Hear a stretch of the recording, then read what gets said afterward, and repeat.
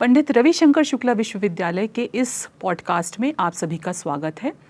आज हमारे साथ स्टूडियो में हैं श्री पुरंदर मिश्रा जी, जो वर्तमान में रायपुर नगर उत्तर विधानसभा क्षेत्र से विधायक हैं। आप एक सफल राजनेता होने के साथ साथ एक प्रतिष्ठित आयकर सलाहकार भी हैं, जो आपकी वित्तीय ज्ञान और दूरदर्शिता को दर्शाता है। आप पंडित रविशंकर शुक्ल विश्वविद्यालय की कार्य परिषद के माननीय सदस्य के रूप में शैक्षिक विकास के लिए निरंतर प्रयासरत हैं। इस पॉडकास्ट में सर आपका बहुत बहुत स्वागत है। बहुत बहुत धन्यवाद। मैं रविशंकर विश्वविद्यालय के इस परिसर में आकर के अपने आप को धन्यवाद करता हूँ, आपको अभिवादन करता हूँ। सर, सबसे पहले हम आपसे ये जानना चाहेंगे कि राजनीति में आने की प्रेरणा आपको कहाँ से मिली, साथ ही साथ जब आप इस राजनीति में आए हैं तो इस क्षेत्र की सबसे बड़ी चुनौती क्या है? देखिए, राजनीति में आने का कोई ऐसा था नहीं। मैं महासमुंद जिले का बसना ब्लॉक का, बसना तहसील का ग्राम दुर्गापाली का निवासी हूँ। वहीं मेरा जन्म हुआ। मेरे पिताजी पंडिताई का काम करते थे, हम छोटे से किसान थे। मेरे दादाजी उस अंचल के 10 किलोमीटर के रेडियस में, जब आज़ादी के पहले की बात बता रहा हूँ मैं, कोई स्कूल नहीं हुआ करता था, आवागमन के साधन नहीं थे, तो हमारे घर में 10 किलोमीटर एरिया के लोग आ करके रह करके शिक्षा प्राप्त करते थे। और दादाजी हमारे पंडित त्रिलोचन प्रसाद मिश्रा उनको शिक्षा देते थे। वो स्वतंत्रता संग्राम सेनानी भी थे। मैं आया पढ़े क्या, प्रारंभिक शिक्षा मेरी दुर्गापाली में हुई। माध्यमिक शिक्षा मैंने रोहिणा मिडिल स्कूल में किया और सराईपाली में मैंने high school higher secondary school करके ग्रेजुएट वहीं किया। उसके बाद मैं रायपुर आकर के दुर्गा कॉलेज से और उसके बाद संबलपुर यूनिवर्सिटी से मैंने मास्टर डिग्री लॉ में किया। राजनीति में आने का कोई ऐसा नहीं था। हम एक बार नवाखाई में मेरे गांव जा रहे थे। मेरे पास मोटर मारुति की 800 की छोटी सी गाड़ी थी। मैं और पत्नी जा रहे थे। बरसात हुई थी खूब, तो हमको जो 3 किलोमीटर का रास्ता है उसको जाने के लिए 18 किलोमीटर घूमना पड़ा और आगे भी गाड़ी फंसी। हम गाड़ी से उतरे, दोनों पहिया उठा के, छोटा गाड़ी रहता मारुति, धक्का दिए आगे गई। जब मैं आ रहा था रायपुर से, मैं ड्राइवर होता नहीं था, मैं खुद चलाता था। मुझे लगा कि मैं रायपुर में रह के इनकम टैक्स का वकालत करता हूँ, अच्छे लोगों से जान पहचान है, क्यों ना राजनीति में हम काम करें ताकि क्षेत्र का विकास और अपने अंचल का विकास करने में सहयोग होगा। और उसके बाद मैंने उत्कल समाज का गठन किया। पूरे छत्तीसगढ़ में हम लोग 35 लाख उड़िया भाई बहन हैं। 24 प्रकार की हमारी जाति है। कुछ लोग उड़ीसा से आए हैं, पर बहुतायत तो लोग 90% लोग यहीं के हैं, जो विभाजन के समय उड़ीसा के बदले सीपी बरार में रह गए, मध्य प्रदेश में रह गए। हमारी मातृभाषा घर की उड़िया है। मैं रायपुर में पिछले 1980 से हूँ और जब उस परिस्थिति में आया, उस समय कांग्रेस गवर्नमेंट में आदरणीय श्यामाचरण जी मुख्यमंत्री हुआ करते थे, अर्जुन सिंह जी मुख्यमंत्री हुआ करते थे। मैं उनको एक पत्र दिया और मैं निवेदन किया कि मेरा जो गांव है वो बहुत दूरस्थ अंचल में है और उस समय महासमुंद जिला नहीं हुआ था, रायपुर जिले में था और अंतिम गांव है मेरा गांव, उसके बाद सारंगढ़ लग जाता। तो मैं बोला एक सड़क बननी चाहिए। उन्होंने सहृदय उसको स्वीकार किया और सड़क के लिए लेके सड़क बना। और धीरे धीरे राजनीति में कब मैं आ गया मुझे कुछ पता ही नहीं चला। आते गया, काम करते गया और मैंने एक सिद्धांत बनाया, मेरे पास जो आएगा उसको मैं वापस नहीं भेजूंगा, उसका काम को करके वापस भेजूंगा, जो प्रकार भी काम है। और मेरे पास अभी खाली सराईपाली बसना या रायपुर से नहीं आते लोग, मेरे पास बहुत से दूर दूर के लोग आते हैं। और मेरा प्रयास रहता है, क्योंकि मेरा ऑफिस जो है जगन्नाथ मंदिर में है और मंदिर में बैठ के यदि कोई काम कर रहे हैं तो भगवान उसके लिए ताकत भी देता है, शक्ति भी देता है। और प्रयास रहता है कि बिना झूठ बोले, बिना राजनीतिक लाग लपेट के मैं उनका काम करता हूँ। बाकी भगवान पे छोड़ता हूँ। मेरे पास आया था, मैं उसको मदद किया हूँ, उसको तू पूरा कर दे, ऐसा मेरा भाव रहता है। और इस क्षेत्र का जो चुनौती है, सबको संतुष्ट कर पाना। मेरे पास गरीब भी आएंगे, अमीर भी आएंगे, पुरुष भी आएंगे, महिला भी आएंगे, युवा भी आएंगे, छात्र भी आएंगे, छात्रा भी, सबको संतुष्ट कर पाना बहुत कठिन काम है। और इसी चक्कर में राजनीति में आने से हम अपने लिए नहीं रहते, दूसरों के हो जाते। पत्नी को समय दे नहीं पाते, पोता पोती को समय दे नहीं पाते, बच्चे को समय नहीं दे पाते, घर को समय नहीं दे पाते। बहुत कठिन काम है। पहले लगता था कि कोई लाल बत्ती गाड़ी में जा रहा है, 2 गाड़ी आगे 2 गाड़ी पीछे, तो बहुत अच्छा लगता था। पर जब से मैं विधायक बना हूँ, अभी 1.5 साल हो गया, और राजनीति में पिछले 90 से हूँ मैं, लोगों को देखता हूँ, खाना पीना, बुखार भी है, आज मेरे को बुखार है, मैं आया हूँ, पर इस तरह से काम करने से मन को एक सुकून मिलता है कि मैं जहाँ पर हूँ कुछ लोगों की मैं मदद कर पाऊँ। इसीलिए सभ्य समाज का सुशिक्षित करना, संरचना, आपसी भाईचारा को बढ़ावा देना चुनौती के क्षेत्र में होता है, इसे निपटाना पड़ता है। सर, बहुत बहुत अच्छा लगा कि जो आपकी यात्रा रही और किस तरह आपने राजनीति में आपने कदम रखा और आप अपने कार्यों से इतने सारे लोगों की जीवन को आप और बेटर बना रहे हैं, ये जानकर निश्चित ही हमको बहुत हर्ष हो रहा है। साथ ही सर, हम ये भी आपसे जानना चाहेंगे, क्योंकि अब आप क्योंकि एक्टिव पॉलिटिक्स में हैं, तो अगर देखा जाए तो शिक्षा के क्षेत्र में अगर हम सुधार कुछ लाना चाहते हैं तो उसके लिए आपकी क्या प्राथमिकताएं आप देखते हैं? देखिए, हमारी भारतीय जनता पार्टी की सरकार है। पूर्व में बृजमोहन जी मंत्री थे, उनके सांसद बनने के बाद माननीय मुख्यमंत्री जी के पास शिक्षा विभाग है।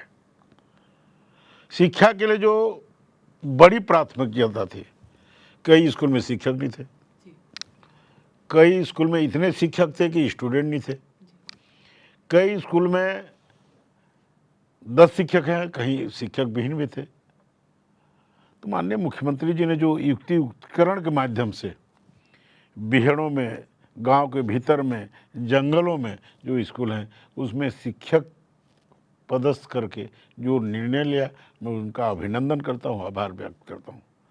शिक्षा को बचाना है तो आपको सोचना पड़ेगा, और अपने आप को रख करके, माननीय मुख्यमंत्री जी अपने आप को रखे कि मैं यदि स्टूडेंट था कुंकुरी का, मैं कैसे था, वो बताते हैं। मैं भी मेरा बात बताता हूँ कि मैं गांव में 5वीं तक पढ़ा, 5वीं के बाद मैं 5 किलोमीटर पैदल चलता था, उसके बाद सराईपाली आया।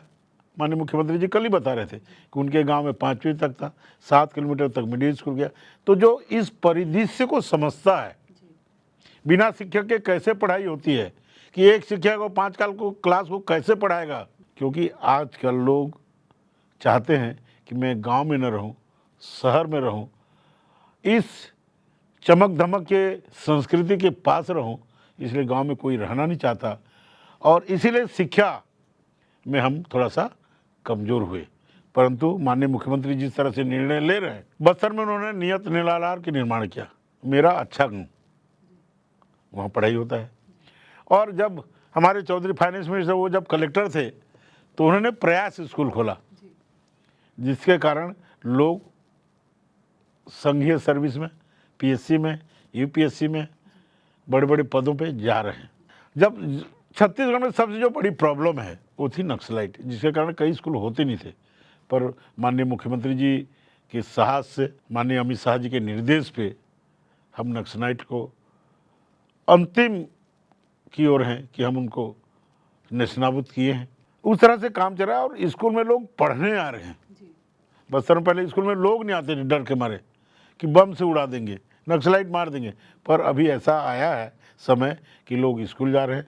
और माननीय मुख्यमंत्री जी ने युक्तिकरण को करके ये बताया है कि हर स्कूल में शिक्षक है, बिना शिक्षक के कोई स्कूल छत्तीसगढ़ में नहीं है।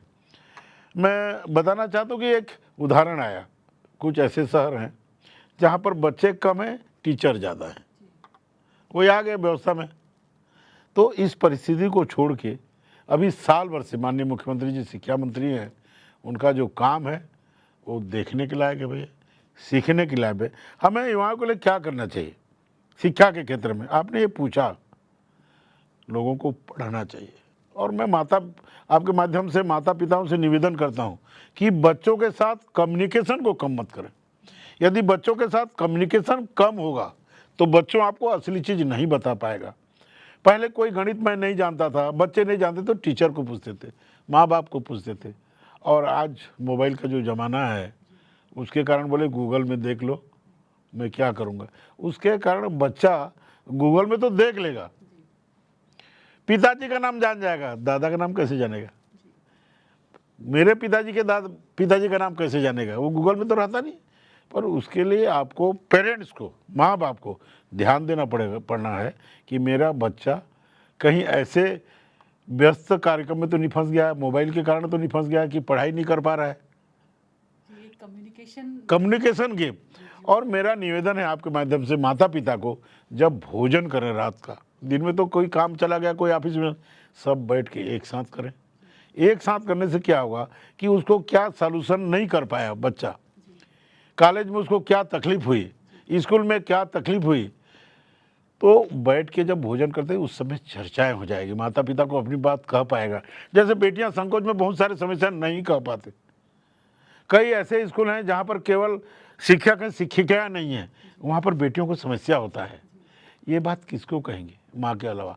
तो यदि एक साथ अब रात का भोजन करेंगे तो कम्युनिकेशन गैप जो है वो कम हो जाएगा और लोग अपनी बात माँ बाप को बोल पाएंगे और माँ बाप जो उनको शिक्षा देंगे वो शिक्षकों के साथ शेयर करके अपना करियर को बढ़ा पाएंगे। रोजगार के अवसर की बात आपने किया, पढ़ेंगे तो रोजगार मिलेंगे। आजकल हमारी एक भावना है कि हम नौकरी करना चाहते हैं पर नौकर रखना नहीं चाहते। मेरा निवेदन है आप व्यापार करिए, अच्छा व्यापार करिए, बड़ा कंपनी का काम करिए, बड़ा सोच रखिए। आजकल बैंक की सुविधा है, प्रधानमंत्री ने मुद्रा लोन दे ही रहे, आप लोन लीजिए और ऐसा व्यापार करिए कि आप 5 को नौकरी दे सकें। नौकर कहलाने के बजाय आप नौकरी मालिक बनेंगे तो मुझे खुशी होगी।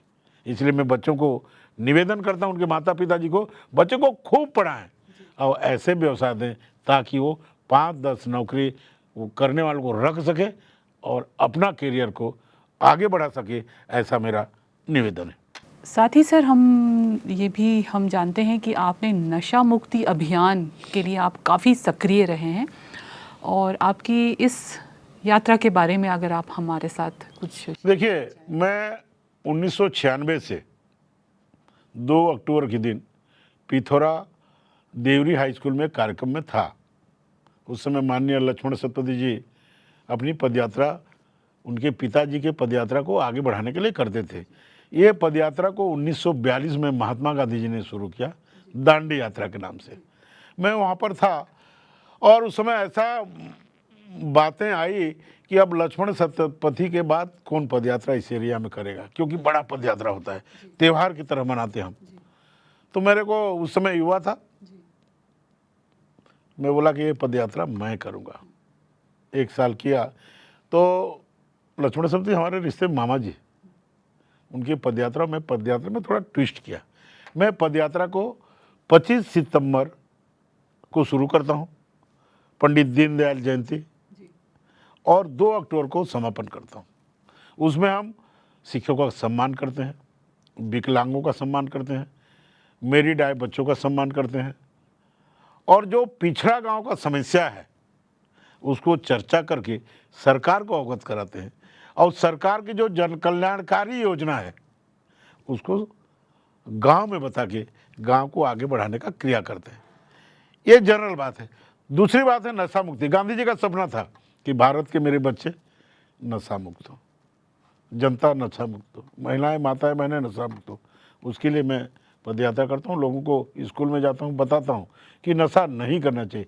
नशा नहीं करना, इतने बोलने से आपके बात को कोई मानने वाला नहीं है, आपको उसका एग्जाम्पल देना पड़ेगा।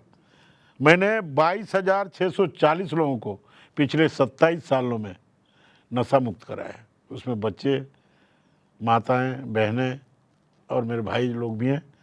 और ख़ास करके बच्चे जो आजकल गलत लाइन में जा रहे हैं, सूखा नशा, गांजा, बीड़ी, सिगरेट, चरस, गुड़ाखू, तम्बाकू, गुटखा, इसमें समय नष्ट करके अपना शरीर को नष्ट कर रहे हैं। और मैं आपको उसको बताऊं इसमें क्या बड़ा फर्क पड़ेगा। यदि मैं 10वीं का छात्र हूं, मैं रोज 5 गुटखा खाने का तय किया, गुटखा का दाम तो 5 रुपया ही है, तो 5 पच्चे 25 रुपया मुझे निकल लग गया, और महीना में 750 रुपये लग गया, और साल में 8-9 हज़ार रुपये लग गया। ये पैसा आएगा कहाँ से? या तो माता के पर्स से मैं चोरी करूँगा या पिताजी के जेब से मैं चोरी करूँगा, तो मेरी चोरी करने की प्रवृत्ति वहीं डेवलप हो गई। तो माँ बाप को चाहिए कि बच्चों को भी नशा से रोकना चाहिए। आज चोरी किया, माँ बाप की जेब से पता नहीं चला, कल किसी बड़े काम के लिए भी वो चोरी कर सकता है। तो नशा त्याग करेंगे तो आपका परिवार भी बचा रहेगा और आप भी बचे रहेंगे। इसलिए मेरा निवेदन है आपके माध्यम से कि नशा को त्याग करें। ये तो छोटी नशा की बात करें, बड़े बड़े नशा है।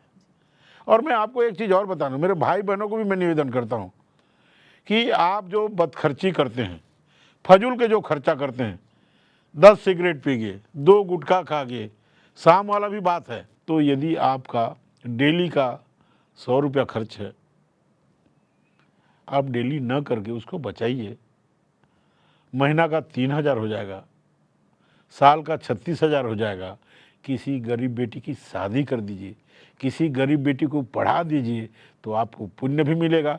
और एक बिगड़ता जिंदगी, एक उजड़ता परिवार को सहारा मिल जाएगा। तो मेरा आपसे निवेदन है, करबद्ध प्रार्थना है कि नशा को त्याग करें, उस पैसे से बच्चों को पढ़ाएं, गरीब बेटियों का शादी करें, और जिसकी ज़रूरत है, आपके यहाँ ज़रूरत है, बेटी के लिए ड्रेस खरीदें, पुस्तक खरीदें, साइकिल खरीदें।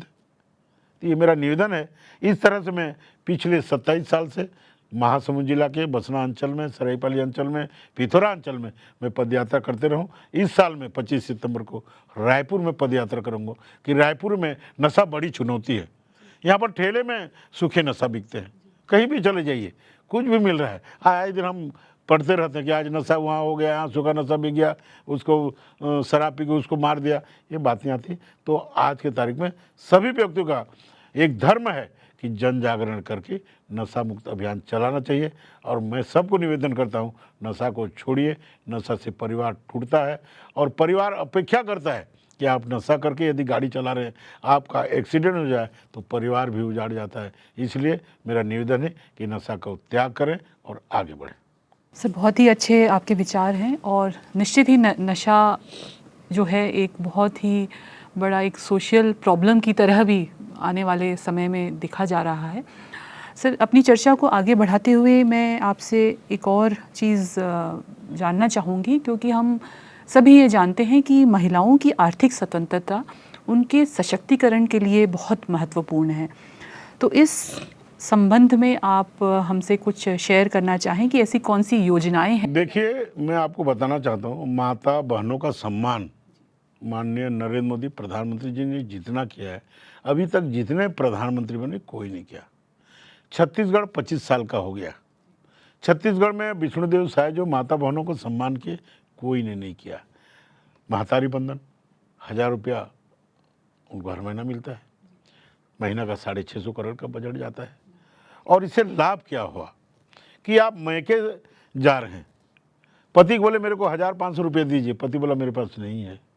आपके मन में माँ के लिए साड़ी ले जाने की बात होगी, आपके लिए बच्चों के लिए मिठाई ले जाने की बात होगी, आपके लिए भतीजों के और कुछ खिलौना ले जाने की बात होगी। आपके पास पैसा नहीं रहता था, आप दुखी मन से जाते थे।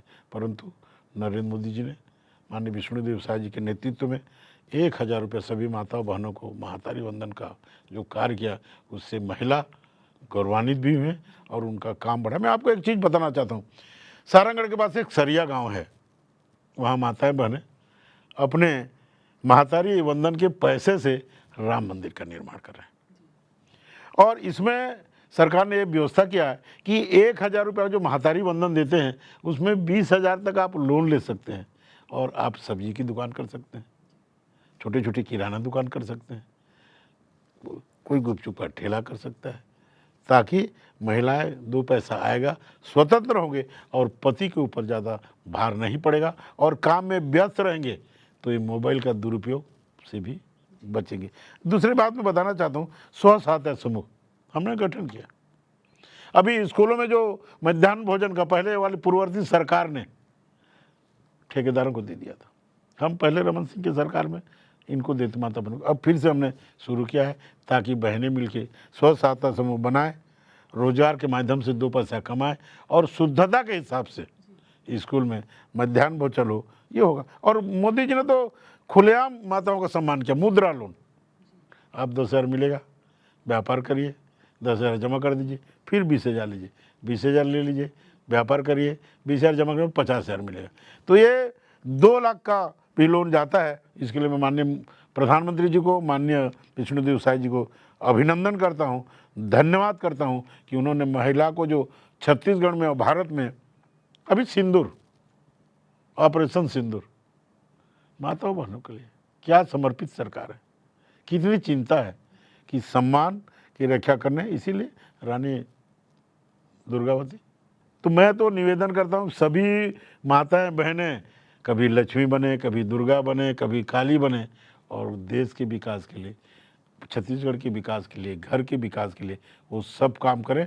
और घर में माता बच्चे से स्नेह करे, पति के साथ कंधे से कंधा मिला काम करे, तो कहीं पर उनका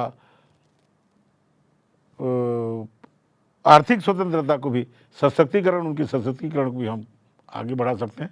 और इस महत्वपूर्ण कार्य में सब मिलकर यदि करेंगे तो निश्चित ही माताओं को, महिलाओं को पूर्ण रूप से सशक्तिकरण का अवसर मिलेगा।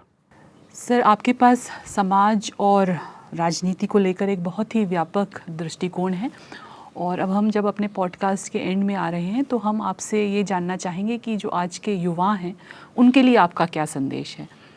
देखिए, मैं मेरे युवा भाइयों को, मेरा जो उम्र है वो तो मेरे बेटे होंगे, बेटे की उम्र के हैं, मेरा बड़ा बेटा 40 साल का है, तो मैं उनको निवेदन करता हूँ कि भारत का मान बढ़ाने के लिए, छत्तीसगढ़ का मान बढ़ाने के लिए, रायपुर का मान बढ़ाने के लिए, आपका गांव का मान बढ़ाने के लिए आप ईमानदारी से मेहनत करो, सफल नागरिक बनो, और प्रदेश के युवा प्रतिभा की कोई कमी नहीं है।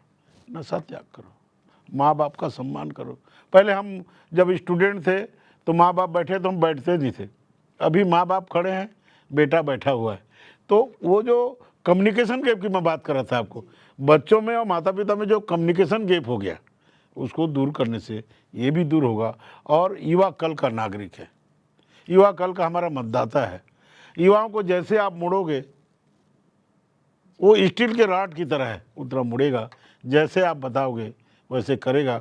इसलिए मैं सभी को ईमानदारी पूर्वक पढ़ाई करने के लिए, ईमानदारी पूर्वक काम करने के लिए, ईमानदारी पूर्वक माँ बाप को सम्मान करने के लिए, अपने छोटे भाई बहनों को प्यार करने के लिए, और देश को सम्मान करने के लिए, सम्मान बचाए रखने के लिए, क्योंकि आने वाले समय में भारत विश्वगुरु बनेगा।